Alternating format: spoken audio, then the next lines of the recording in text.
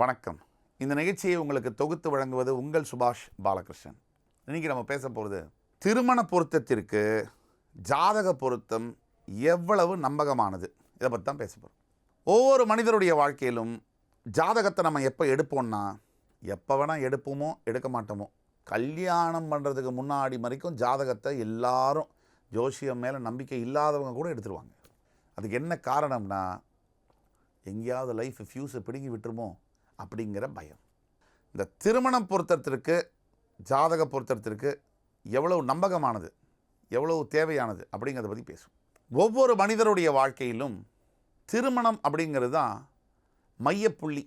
ஒரு 60 ஆண்டு கால வாழ்க்கையில் இந்த 25 முதல் 30 வயதுக்குள்ளே நடக்கக்கூடிய அந்த திருமண நாள், திருமணம் சம்பந்தப்பட்ட முடிவு தான் மொத்த வாழ்க்கையும் மாற்றி அமைக்கும்.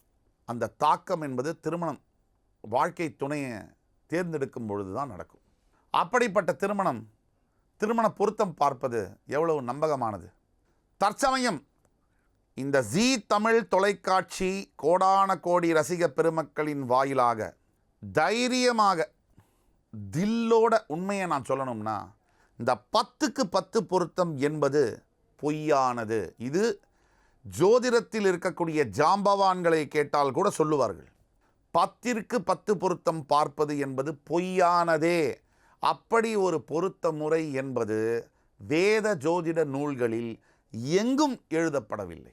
ஆனால் திருமண பொருத்தம் எப்படி பார்க்க வேண்டும் என்பதற்கு வழிமுறை கொடுத்துருக்காங்க.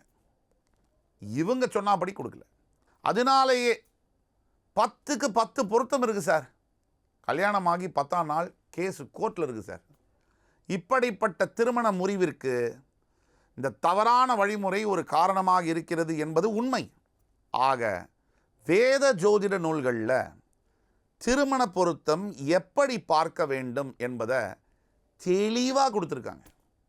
ஆணுடைய லக்னம், பெண்ணுடைய லக்ன பொருத்தங்கள், ஆணுடைய 2ஆம் இடம், 7ஆம் இடம், 5ஆம் இடம் நல்லா இருக்கா, சுத்தமாக இருக்கா, ஆணுடைய தசாபுக்திகள் சுத்தமாக இருக்கிறது, பெண்ணுடைய 2ஆம் இடம், 7ஆம் இடம், 8ஆம் இடம். இந்த பெண்ணுடைய 8ஆம் இடத்திற்கு மிகப்பெரிய சிறப்பு உண்டு. பெண்ணுடைய மாங்கல்யஸ்தானம், அவள் கல்யாணம் பண்ணிக்க போகிற புருஷனுடைய ஆயுள் எங்கே இருக்குது? பெண்ணுடைய ஜாதகத்துடைய 8ஆம் இடத்துல இருக்குது.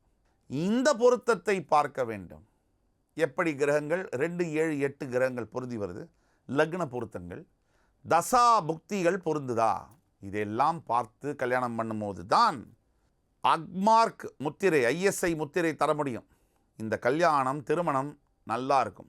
உடனே நம்மளில் பல பேர் கேட்பாங்க, பொருத்தம் பார்த்து கல்யாணம் பண்ணியாச்சு, எப்போ பாரு சண்டை போட்டுருக்காங்களே சார். புருஷன் பொண்டாட்டி சண்டை போடலைன்னா அவங்க பேர் புருஷன் பொண்டாட்டி இல்லை.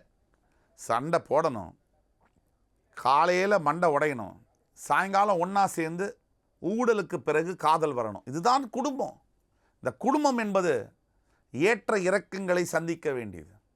ஒரே மாதிரி சீராக போனால் ஆளை இல்லைன்னு தானே சொல்கிறாங்க ஆஸ்பத்திரியில். அந்த மாதிரி இந்த உறவுகளுக்கான இந்த திருமண பந்தம் என்பது இப்போ நாம் சொன்ன வழிமுறையில் நடக்க வேண்டியது. இதில் இன்னொரு சூட்சமும் இருக்குது. எவ்வளவு நம்பகத்தன்மையானதுன்னா, பிறந்த நேரம், பிறந்த இடம், பிறந்த தேதி, இந்த தகவல்கள் நம்பகமாக இருக்க வேண்டும். முக்கியமாக பல பேர்கிட்ட என்ன பிரச்சனைனா, தவறான பிறந்த நேரம், இதை வச்சுக்கிட்டு ஜாதகத்தை கொண்டு வந்து, ஏன்னா ஒரு நிமிஷத்தில் கூட லக்னம் மாறலாம், ஜாதகமே மாறிடும். அப்படிப்பட்ட சூழ்நிலையில் சரியான தகவல்களை வைத்து பார்க்கும் பொழுது திருமண பொருத்தம் 200% நம்பகத்தன்மையுடையது. இந்த திருமண பொருத்தம் சரியாக வந்துருச்சுனாலே நம்ம கிட்டத்தட்ட ஒரு 75% பிரச்சனையை தாண்டிட்டோன்னு அர்த்தம். ஆக 75% திருமண வாழ்க்கையை நம்பகத்தன்மமாக சொல்லக்கூடியது ஜோதிடம். 25% முன்ன பின்ன இருக்கும், ஆனாலும் பாதிப்புகள் பெரிய அளவில் வர முடியாது. இதில் ஜோதிடத்தில் நிறைவான திருமண வாழ்க்கையை தருவது ஜோதிட பொருத்தம், திருமண பொருத்தம். மறுபடி வேறொரு நிகழ்ச்சியில் உங்களை எல்லாரும் சந்திக்கும் வரை உங்களிடமிருந்து விடைபெறுவது உங்கள் சுபாஷ் பாலகிருஷ்ணன். நன்றி, வணக்கம், வாழ்க வளமுடன்.